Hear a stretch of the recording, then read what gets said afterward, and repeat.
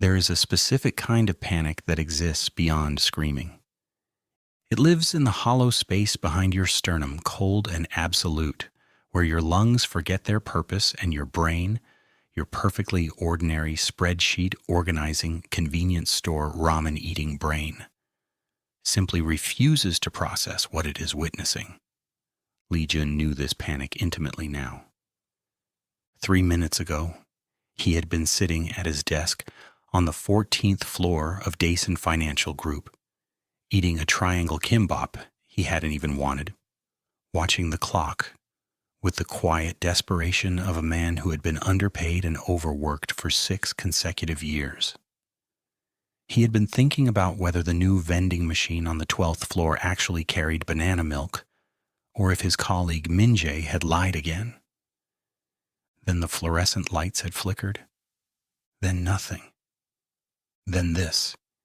He was on a train, not a subway, a long-haul rail car, the kind with reclining seats and overhead storage and windows that showed you exactly how far from civilization you truly were.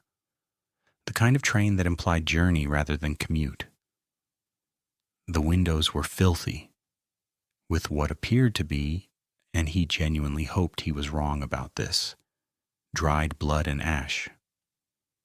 Outside, what used to be a city skyline was a broken jaw of collapsed buildings silhouetted against a sky the color of a bruise, healing badly. Smoke rose in columns so thick they looked structural. Something moved in the ruins, slow and wrong, the way things moved when the concept of alive had been amended without anyone's consent. Lee Jun looked down at himself. His hands were not his hands. They were smaller, more delicate. The nails were bitten to the quick, and the knuckles were raw, and the wrists were thin in a way that suggested someone who had been surviving rather than living. And his stomach. Lee Jun pressed both borrowed hands flat against an abdomen that curved outward with the unmistakable, undeniable, physically impossible, for the original him, geometry of a pregnancy at approximately 6 months along. The panic found its voice then. He did not scream because something ancient and survival-coded in the back of his new brain understood that screaming on this train was the kind of thing that got you looked at. And being looked at in this place seemed dangerous in ways he hadn't fully cataloged yet. So instead of screaming, Lee Jun pressed his fist against his mouth, breathed through his nose with the focused intensity of a man defusing a bomb, and took stock. Inventory, he thought. Dyson Financial had trained him to always start with inventory. Body, not his. Male, clearly. Young, early 20s maybe. Omega. This information arrived in his brain with the strange confidence of inherited memory. The original owner's understanding bleeding into his own like ink dropped in water. Omega. He knew what that meant here, in this world. A biological designation, a hormonal reality, a social position that carried weight the way all such positions did, unevenly and mostly downward. Pregnant, 6 months. No visible injuries beyond general signs of malnourishment and stress. Location. Train car number 4 of what appeared to be a 7-car configuration. Approximately 40 people in this car alone, crammed into seats and floor space with the particular resignation of people who had stopped expecting comfort.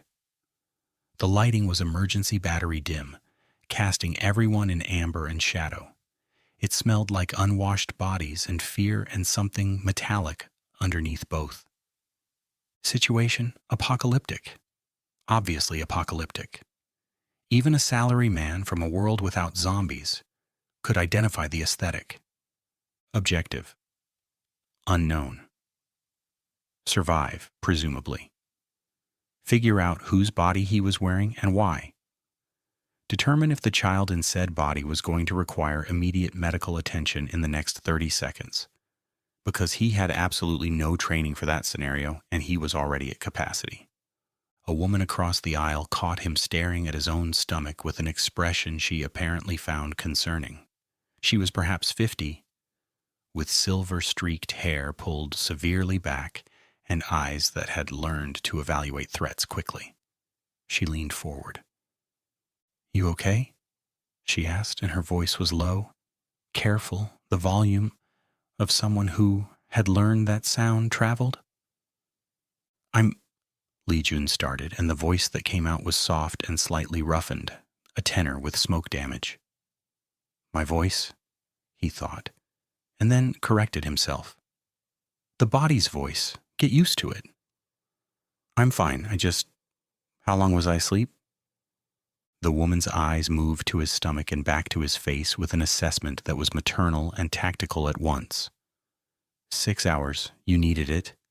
She paused. "The baby move at all?" Lee Jun had absolutely no idea. "I think so," he said, because it seemed like the right answer. She nodded, satisfied, and sat back. "We'll hit the checkpoint in about 4 hours. Try to eat something before then. You're going to need the strength." "Checkpoint," he filed away. 4 hours. Eat something. He was reaching for the small cloth bag tucked beside him on the seat. The original owner's bag, full of someone else's life compressed into survival essentials. When the train car's forward door slammed open hard enough to crack against the wall, and the air pressure of the car seemed to rearrange itself around the person who walked through it. Lee Jun looked up, and the inventory in his brain, that careful Daesun financial habit of organized assessment, came to a complete and total stop.